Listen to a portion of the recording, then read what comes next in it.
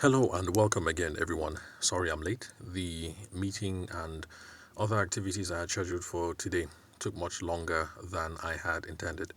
Just in case this is the first audio resource that you're listening to on the group, I am your trainer, sales coach, and business consultant, Tavishima Ayede. I'm also the host of the long-running Sales for the Nigerian Business Person podcast that has now over 680 episodes on Apple iTunes, Google Podcasts, and any podcast player of your choice. They're available for free, the free learning audio resources whenever you need them.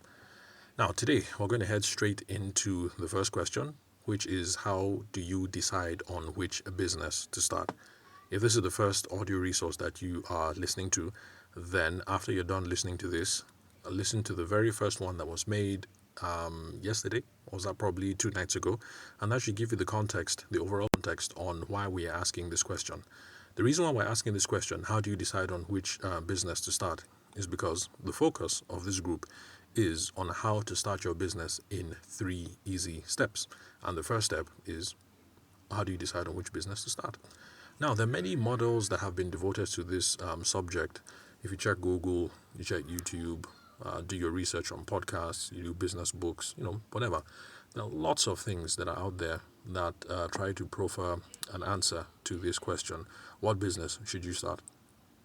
I, on the other hand, want us to have a simple conversational model that you can remember and refer to it multiple times a day, different days of the week.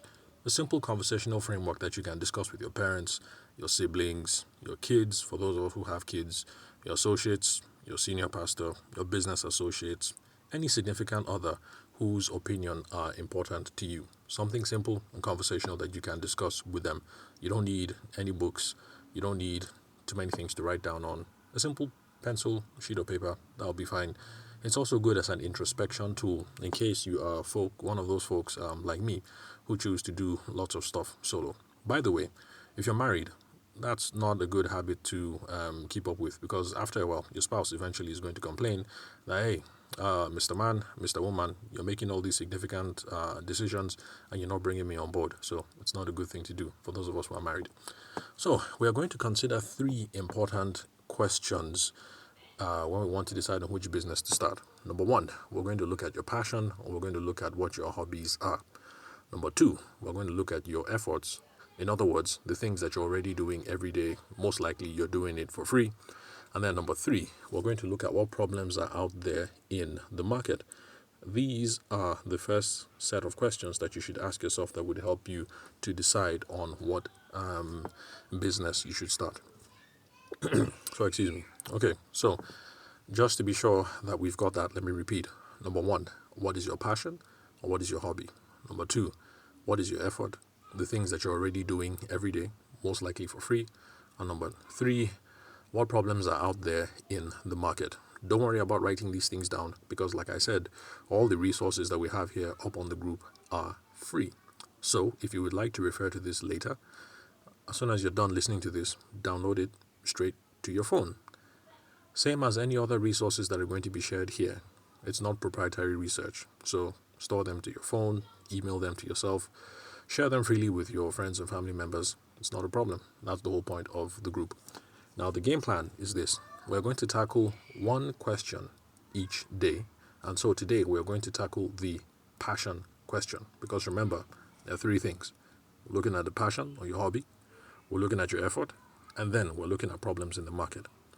Now, the passion angle, the passion angle is the most popular advice that you get on the internet. So you're going to find this one flowing around the place really freely. And so there's no point in dwelling on what your passion is or what your hobbies are. But there's one thing that I want to point out though.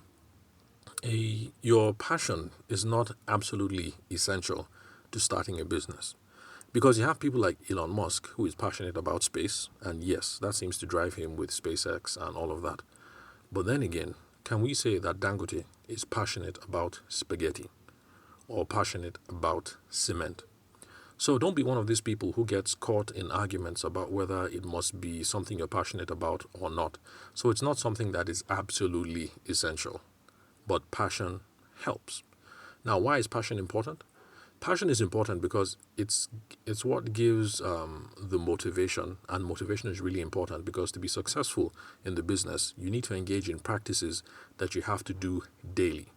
Even if the practices don't have to be done daily, they have to be done repeatably or sustainably over long periods of time. That is absolutely important because if you're not putting any sustained action over time, your business is not going to get sustainable momentum.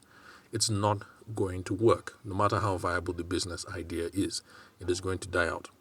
So let's say, for instance, that packing poop from private residences becomes hot like gold right now and is the business that is reigning all over Nigeria. And that's the business that you want to get involved in. If there are no activities that you are going to be involved in daily or repeatably and sustainably over long periods of time, the business is going to fizzle out. So that's the reason why passion is important, because hopefully it's something that you're passionate about and gives you joy. It gets your wheels turning. And so that's what is going to make it easier for you to stand up every day and do the same thing over and over and over again. Because unfortunately, from what we see on social media, successful business people live a sexy life. And yes, they do live, some of them do live very sexy lives. But those sexy lives are underpinned by very boring things. It is not easy or exciting to go out every day and make sales calls. It is not exciting to write invoices. It is not exciting to go over customer service reviews. It is not, maybe the branding aspect and designing stuff might be exciting, but there are lots of boring stuff that we have to do with the businesses, and we have to do them daily or repeatedly over long periods of time. So that is why passion is important. And in fact, some people are going to say that passion is used by absolutely everyone, that we're just passionate about different things. So people will say Elon Musk, he's passionate about space. That's why he's all into SpaceX, and he's passionate about sustainable development and stuff like that. And that's why he's into the car battery and all that. And some people might say that, Dangote is passionate, but he's not passionate about spaghetti, and he's not passionate about cement, but rather he is passionate about African enterprise. But bottom line, don't get involved in all these arguments. It's just a waste of time. If you're one of those people who is on the passion boat, then by all means, do you. But recognize that that's why passion is important, because of the motivational aspect. Motivation, being able to take sustained actions every day, every week, every month. That's really, really important. So passion is neither here nor there. But if it works for you, then passion is very good. But then again, this is something that we have to bear in mind. Passion can be bad, especially for those of us who are hobbyists or artists. Let me repeat, passion can be bad for those of us who are hobbyists or those of us who are artists. Because when it's a passion and when it's a hobby and it's something that you do for fun, it is really liberating. It makes you happy. The world seems to have color. You're happy with your wife, your husband, your children. The world just seems like a wonderful place because you're doing your hobby. But when financial outcomes are now tied to these passions or hobbies, these things become like slaves. So early, when you are knitting for your husband and crocheting for your kids, it is fun because you see your baby wearing your headgears, and it's fun. It makes your heart fill with love, and people compliment your daughter that her headpieces look wonderful, and it fills your heart with love. But when you start charging for it, and you find that the market seems to have, you can't seem to go beyond a certain price point, you now start feeling devalued. Even if you find a price point that you think is okay and makes you happy, but then there's the extra stress of trying to figure out what exactly is it that people want. Because when it's your hobby and you make it for your husband or your daughter is going to really love it. It's mom that made it. And your husband, of course, is going to love it. It's his darling wife who made it. But you could make it absolutely perfect, but you used the wrong shade of pink. And because of that, the mother that you delivered it to is not happy. But that thing took you maybe 36 hours to knit. And these are just some of the difficulties when it comes to passions and when it comes to hobbies. For yourself, it will give you lots of joy and will be liberating. When you start charging for it, it's going to become a slave master and it's going to make you upset. In fact, you'll find that before you started charging for it, when you were heading home from work, you'll be thinking to yourself, the last time, what design did I make for my daughter? What design did I make for my husband? But then, when it is now something with financial outcomes tied to it, you'll be dreading it. You'll be like, I have already spent 10 hours today at the office and 2 hours in traffic. For instance, those of you who live in Lagos. And so the thought of starting on another project for Mrs. Ogedengbe, after all, she didn't even like the last one, and then she complained, and she only gave you a 2-star review, and she's still owing you half the money from the last one. It is going to give you nerve-wracking tension to think that after all this stress, I have to go home and then start working on this. Even if you hire it out, there's still going to be problems associated with it. So for the Passion Crew, this is something you have to be mindful of. If you are an artist, if you're a hobbyist, that thing that is giving you joy now can become something that is going to fill you with tension every day. So the passion thing, there are pros and there are cons. Think really hard about it. But I have some good news. Can you make a mistake going ahead with passion? Not really. Because in sales, remember, I'm a sales coach and a business development specialist. So I tackle all business problems using that perspective.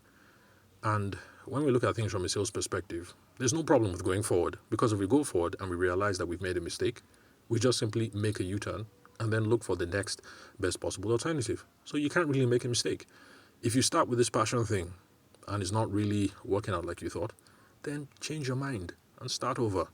There is absolutely no problem and there is no loss with changing your mind.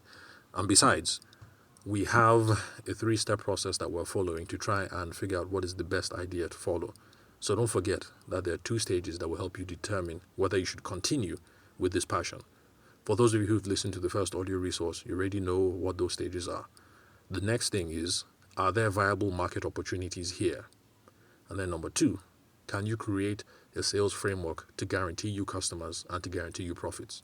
So if you start with this passion thing, and it seems kind of hard, but the thing is, it looks like it's viable. So the money is there.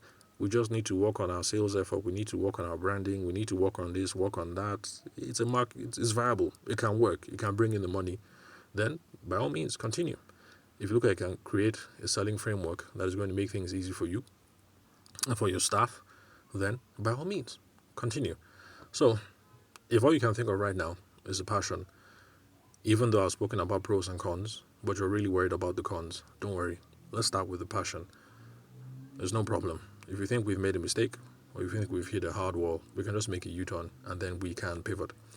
So, tomorrow, we are going to look at effort, following your effort to decide on which business to start.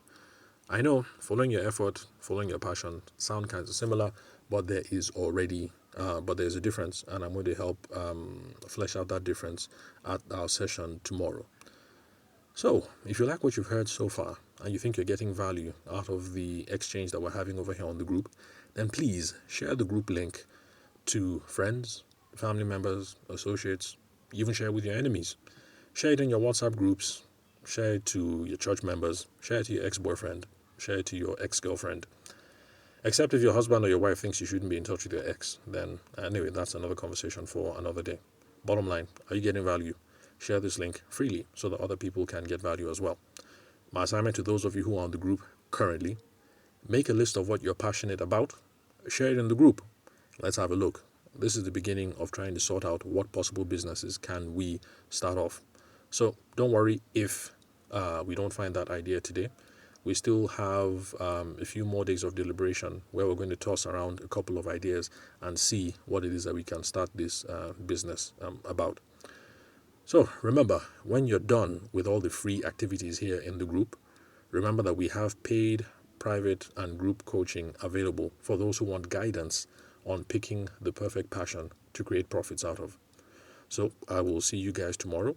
Remember to share the link and share the love. I will check in again in a few hours just in case there are any questions, and so I can engage with whoever is lurking around on the group. So thank you very much for waiting patiently, even though we started late today. Tomorrow is Sunday. That's as of the date of making this recording. So tomorrow there's going to be a break. We're going to be resuming on Monday. But still, I'll be checking in every couple of hours to see if there are any interactions here. And anything that needs my personal attention, if it does, I will. If it does, I will respond to it. So thank you very much for being a part of this group. How to start your business in 3 easy steps. Like I said at the beginning, my goal of starting this group and my hope is that by the time I'm done, you guys have a business idea to pursue and you have confidence that you can create a selling framework that'll make your job easy. So thanks for your time and attention. I'll catch you guys at the next session.